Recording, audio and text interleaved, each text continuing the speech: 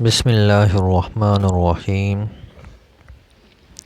اللہ تعالیٰ اور اس کے رسول کے بعد ماں باپ کا بڑا حق ہے۔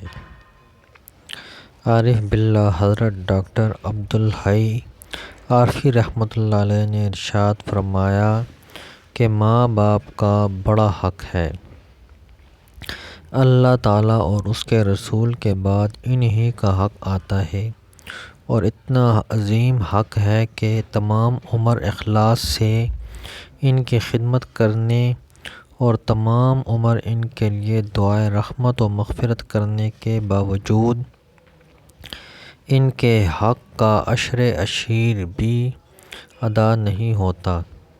اس لیے میں نے اپنی تمام عمر کی مستحب عبادتوں کا ثواب اپنے والدین کے لیے وقف کر رکھا ہے۔